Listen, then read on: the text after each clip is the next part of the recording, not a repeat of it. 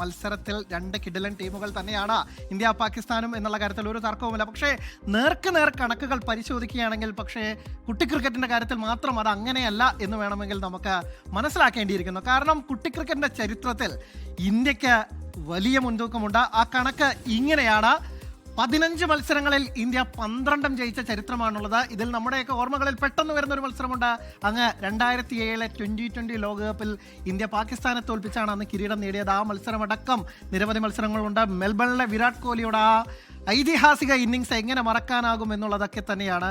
പക്ഷേ പാകിസ്ഥാനെ സ്വന്തമായിട്ടുള്ളത് 3 ജയങ്ങൾ മാത്രമാണ്. പാകിസ്ഥാന്റെ കൈവശമുള്ളത് 3 ജയങ്ങൾ. അങ്ങനെ ഇന്ത്യക്കാണ് കുട്ടി ക്രിക്കറ്റിലെ റെക്കോർഡിൽ മുന്നിൽ നിൽക്കുന്നത്. 15 മത്സരങ്ങളിൽ 12 ജയിച്ചത് ഇന്ത്യയാണ്. പാകിസ്ഥാന് ജയിക്കാനായത് വെറും 3 മത്സരങ്ങളിൽ മാത്രമാണ്. ഇനി ഏഷ്യ കപ്പ് ചരിത്രത്തിലേക്ക് വരികയാണെങ്കിലും ഇന്ത്യയാണ് ബഹുദൂരം മുന്നിലുള്ളത്.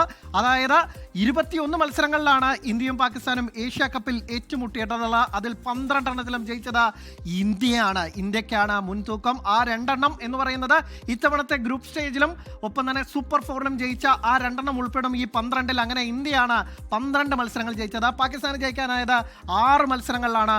3 മത്സരങ്ങളിൽ ഫലമുണ്ടായിട്ടില്ല എന്നുള്ളതാണ് ചരിത്രം. എന്തായാലും ഇന്ന് ഇന്ത്യയുടെ 12 എന്നുള്ളത് 13 ആകുമോ അതോ പാകിസ്ഥാൻ ആ 4-ാം നമ്പറിലേക്ക് നീട്ടിയെടുക്കുമോ എന്നുള്ളത് നമുക്ക് കണ്ടറിയേണ്ടതുണ്ട്.